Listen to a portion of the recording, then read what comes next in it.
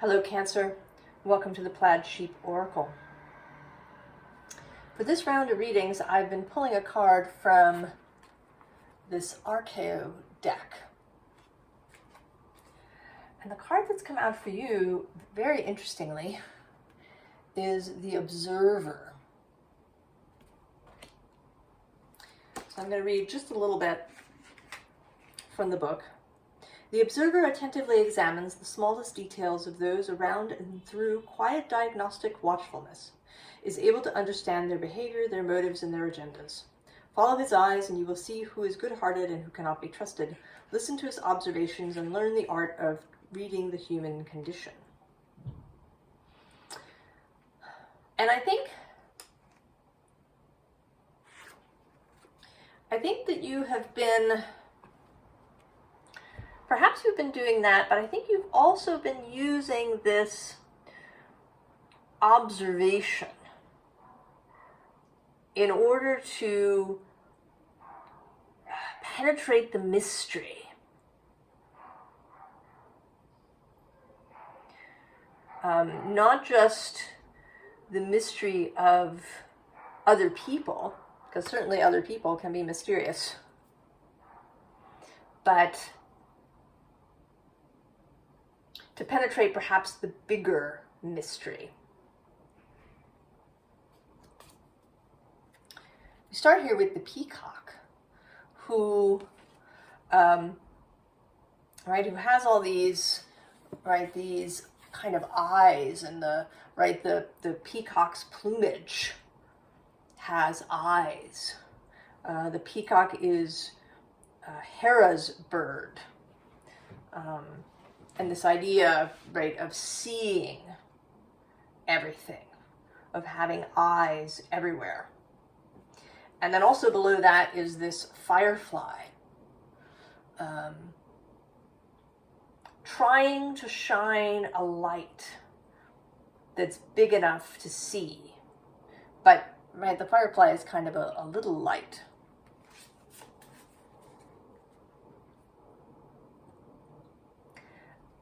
And then there's what's attempting to be penetrated, the cosmic egg. It's almost a bit like, I'm now sort of seeing it as candling, You know about candling eggs? That if you have chickens, you can candle an egg to see if the egg has been fertilized, if an embryo is forming. If you put a candle behind the egg, you can see what's happening inside.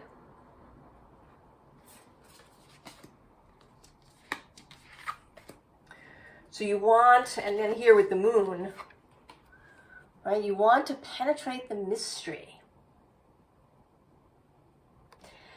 And I think that possibly the reason for that, aside from just wanting to know, because we want to know, is kind of a safety factor, because at the bottom of this deck is this Two of Pentacles. So I think you have very earthy concerns, and actually below the firefly is the Five of Pentacles. And Cancer can be a sign that is concerned with security and safety, particularly of the home space, of the personal space. And it may be that this could be about something specific. It's possible that something has entered your life, a person or a job,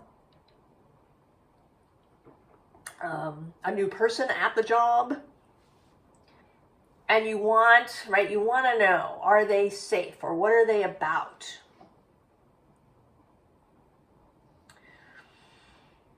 But it may also be in a larger way, You want to know, maybe you want to know your future. Certainly why people come to oracles and diviners. What's going to happen? What does my future look like? And if you've been here at all, you know that I'm sort of against that, oddly enough, as somebody who calls himself an oracle. I I think that it is useful. It's certainly useful to see where one's current vibrational energy is taking one, right? What is the current direction, right? Which way am I facing at the moment? What are some possible outcomes to my current path and my current, right, the way I'm behaving and thinking and all of these things? Which way might that be leading me? But I'm not in favor of saying X, Y, and Z will happen, because it's kind of, right, it's like a spell. It's like collapsing the quantum wave in a particular way. So, in terms of going to somebody and asking for your future, I think that it is a better choice to decide what it is that you want and then alter your behavior and thinking accordingly, right? To choose the future. And there may be events that were predetermined by your soul when it chose to come here. So maybe people that you meant to meet, experiences that you really wanted to have.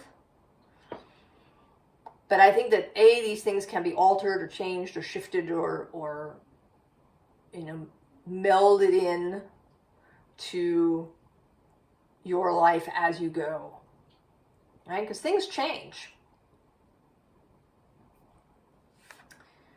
And there's this bee here, which, right, it seems to be flying from this Nine of Cups. And I want to say that this bee is bringing you the nectar from the Nine of Cups. To say, taste this. Isn't this gorgeous? Right? This is what you want to experience, to feel, to know. So kind of never mind about trying to penetrate this egg. Right, the egg is a bit like Schrodinger's cat in a superposition until you open the box.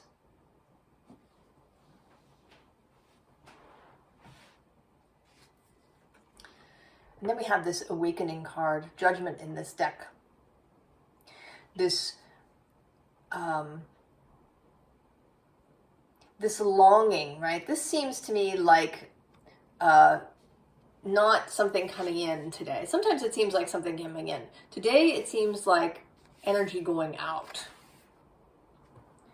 This is you sharing, right? Sharing your longing, sharing what your Nine of Cups is about.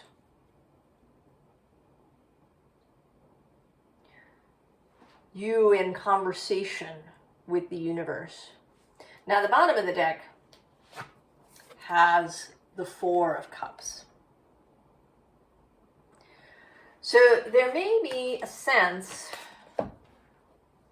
of the possibility of disappointment, I feel like. Right?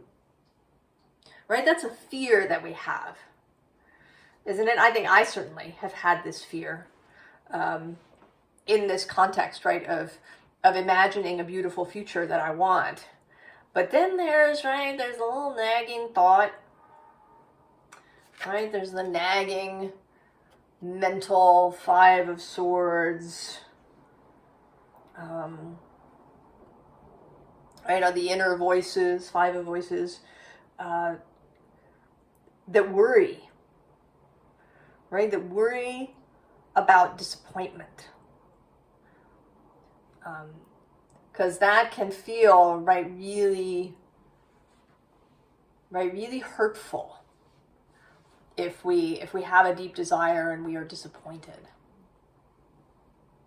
And we may learn, to maybe not wish for things, right? That's kind of the pessimist. The pessimist is never disappointed.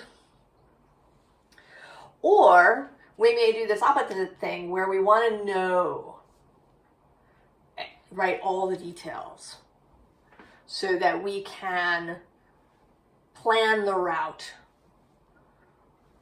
You know, what is it that's actually coming? How can I foolproof this, disaster-proof it, idiot-proof it? Or what is it that's coming?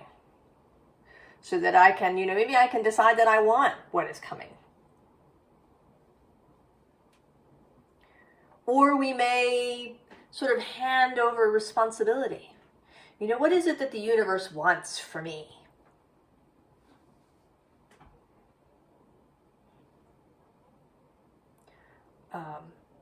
Where is the universe leading me? What is its plan? But you are source. You have a plan. You have your plan. So we have this Knight of Voices. And I want to say that the Knight is like the bee, arriving with a message that isn't about, fact. He's right as Pegasus. This is kind of this is a more cosmic message to change your focus, right? So you have these strong lenses that you've been using to try and determine the future, to try and penetrate the mystery. But perhaps you should turn the lenses onto your own desires. Right? We have this Ten of Materials, this gorgeous rose tree. And then even more, this Ace of Emotions. The Ace of Cups. And here, in this kind of both exultant and also this release, it's like she's been trapped underwater and she's broken the surface and is taking a breath. Right? She's been holding her breath. You've been holding your breath, Cancer, for a long time, I feel like.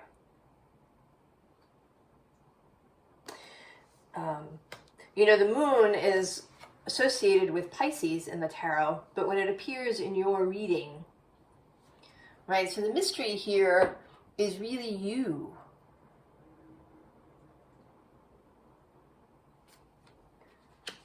What is it?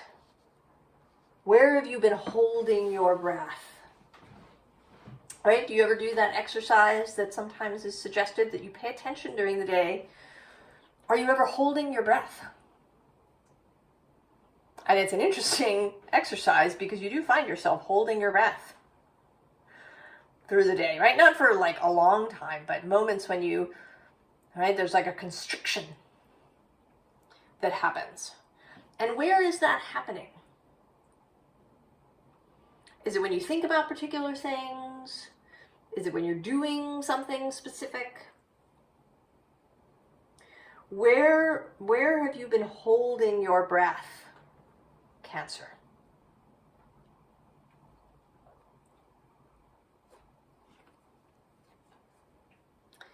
Then we have this Six of Swords. And here, right, this is the reversal. This is you sending this longing out into the universe.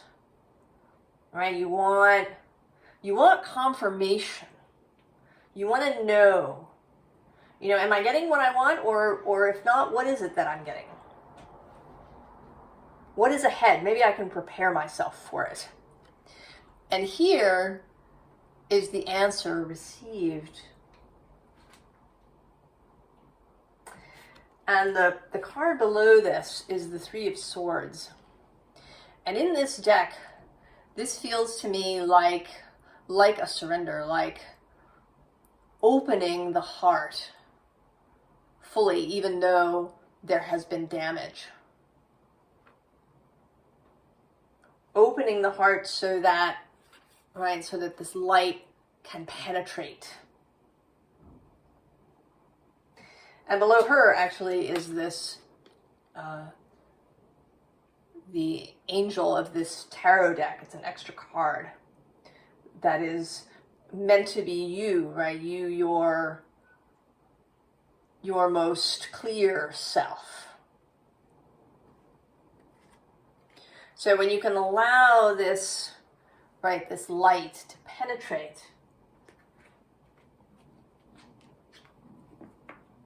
the bottom of this deck has the Hermit.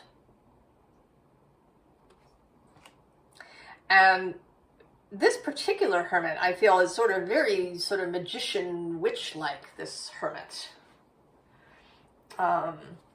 This Hermit who, right, instead of having the kind of the white light of the star in her lantern, it's this kind of cosmic, magical, red, passionate light. And I want to say that this is a light that she has created. This is her personal light. That once you've allowed this source light to penetrate, this knowledge, right, knowledge that you are source energy here, that you have your own will, your own desires matter. What you want matters. You know, and what your human self, this part of you that only exists here and now, what that self wants is important to your wider self. Your wider self didn't come here just to follow a script. How boring would that be? To follow a script.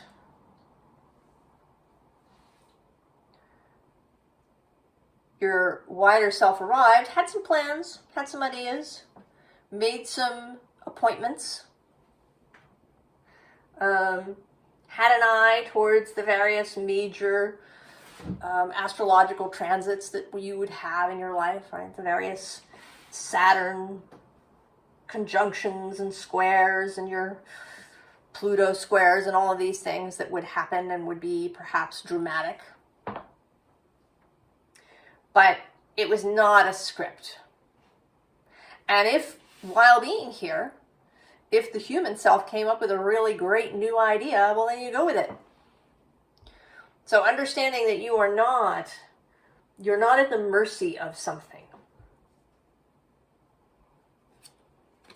Right? You have, right, your own ideas matter.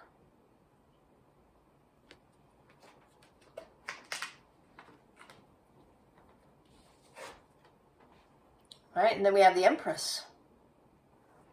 Creational energy. That, right, that one can use this observer energy, A, and to observe one's own self,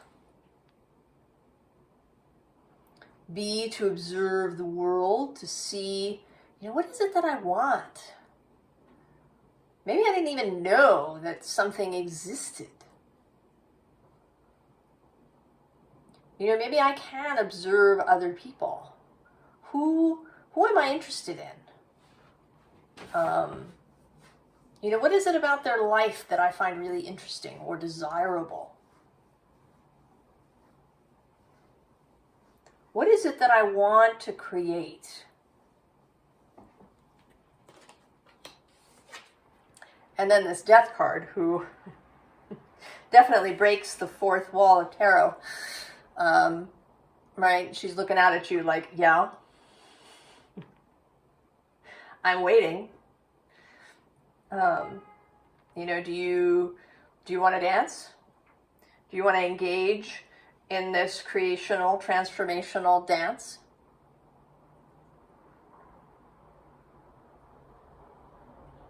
right? And there may be a death component, the death of some previous idea or dream.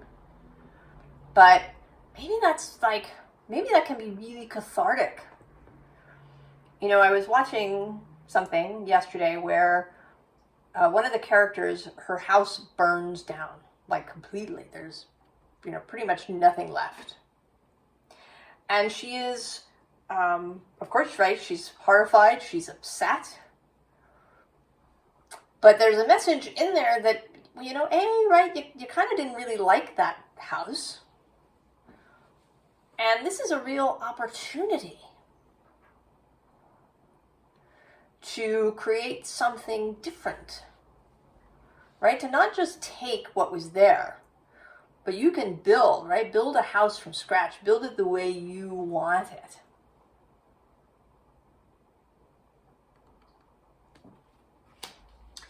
And then we have these two cards that have been coming out together a lot. The Eight of Wands and the Eight of Cups. And I think that it's not at all about the traditional meanings of the cards when these two come together. But it's like, this is your wider self and this is your human self. And your wider self kind of has this, right, this come hither expression. Right? Like I'm here, right? I am guided by the moon. Right? Cancer, guided by the moon. Come and play. Let's go. Let's not be stuck in this, right,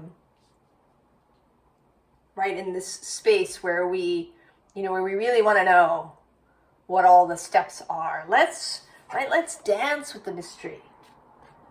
Let's dance with the cosmic egg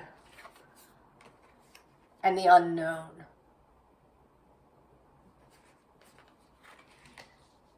Right? Let's co-create this. Right? We each have kind of a different perspective, right? You're here on the physical plane fully. Right? You are dealing with physical things. You have physical desires, things that you want to have and experience. And then the wider self has a more cosmic perspective, knows about things that you don't know about, right? Knows that, you know, there's this person over there that would be a really great friend. Or there's this, you know, this craft that you didn't know existed, but you would really enjoy. Right? That this is meant to be a co-creation, that you, right, to release the, right, the constriction, right, to release any idea that you're bound by fate, that there's no way to turn things around, that all you can do is try to anticipate what's coming.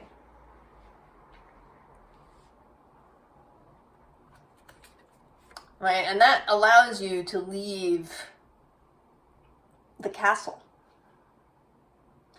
You've been in there, asleep. The big wall of thorns has grown around the castle. But now you're waking up. And we have here below this, again, this concept of this pairing of you and your wider self, you and Source, happening together. That, right, bottom of the deck, that magic is available. And, you know, the cardinal signs, right, they can take on so much energy of responsibility. Right, especially Cancer, you may feel a deep responsibility, perhaps to family,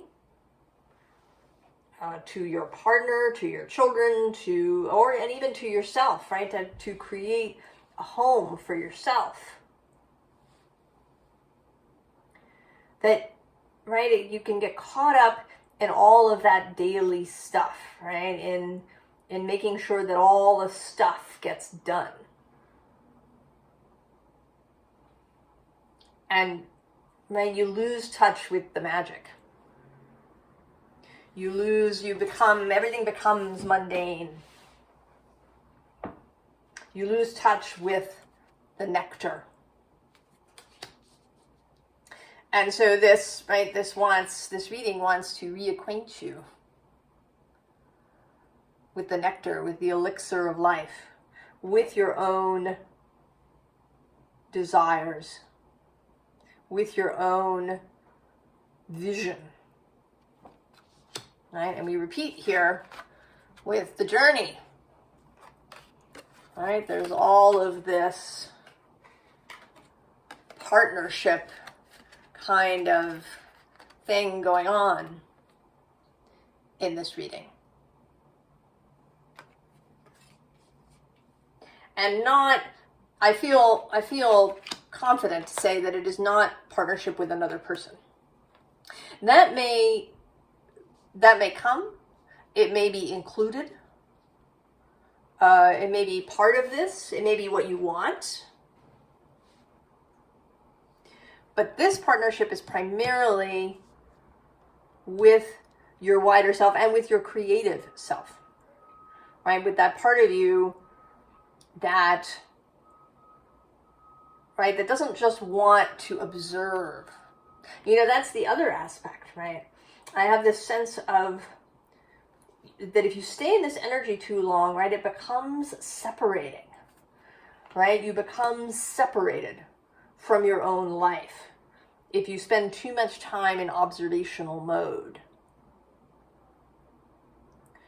That you can lose the juice, lose the experience of being in your life.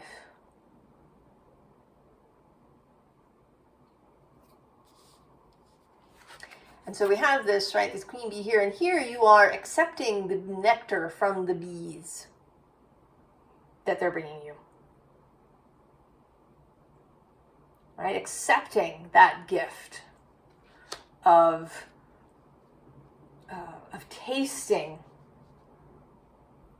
tasting your desires, what you want, what calls you.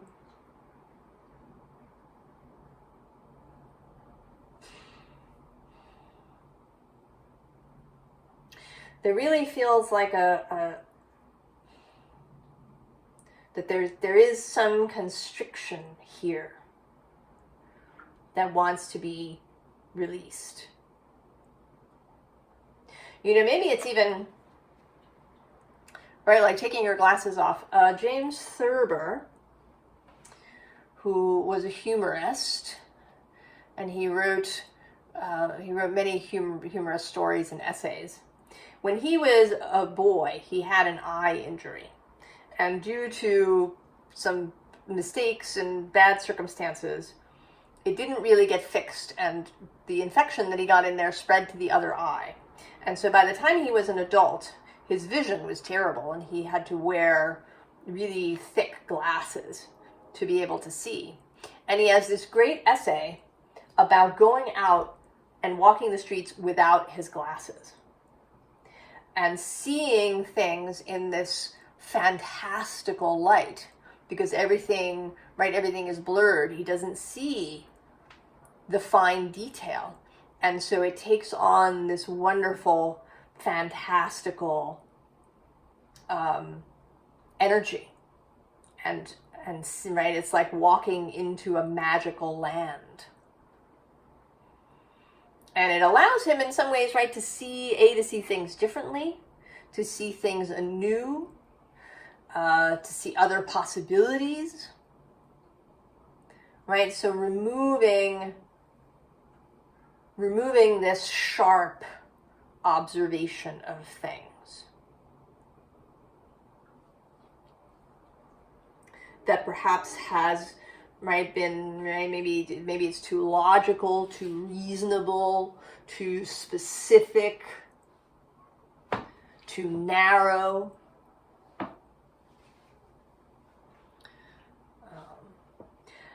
advice.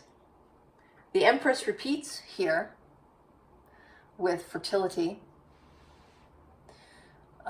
with this kind of dance, right?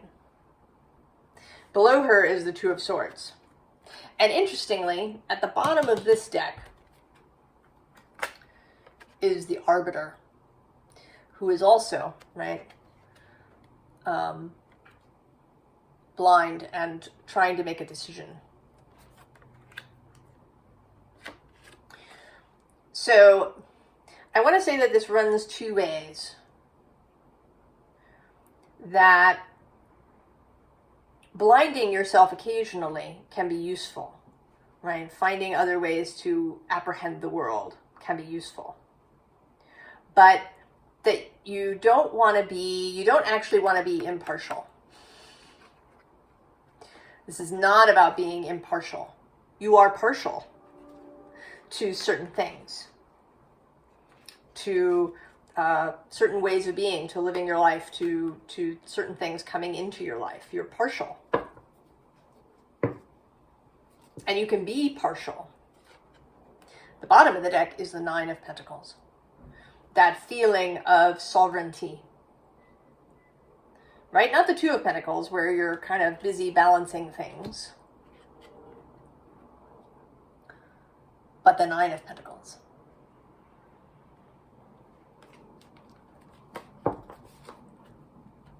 So then in the advice is, right, here you are with this Two of Staves steering in a particular direction. And I think maybe you've been staring in this direction for a long time, trying to see something on the horizon, trying to tell what is coming. And what's coming through here is this, interestingly, this temptation energy. But this, right, this storm, right? She is this goddess, right, is a goddess of the sea. That is your space, Cancer.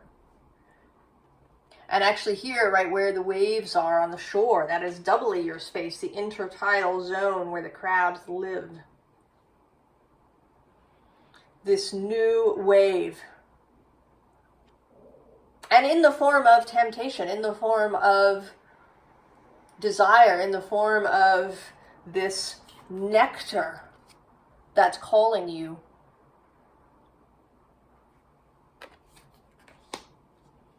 Right? And it's going to kind of wash through this scene and leave you here in the Six of Swords going. Leaving this observation post where you've perhaps been keeping watch for a long time. Right? It's time to leave the observation post. Right? To move in the direction that you want to move. Never mind what's coming. Where do you want to go?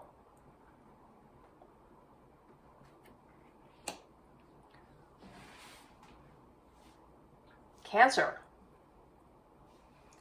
Really like channeling that cardinal energy to make the choice.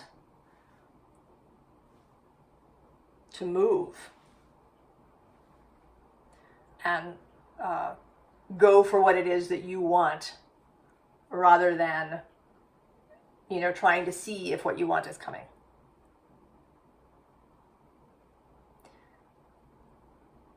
I'm excited for you, Cancer. Personally, although I never say should, I think you should go for it. And then report back. I wish you all the very best, Cancer. And I'll see you next time. So long.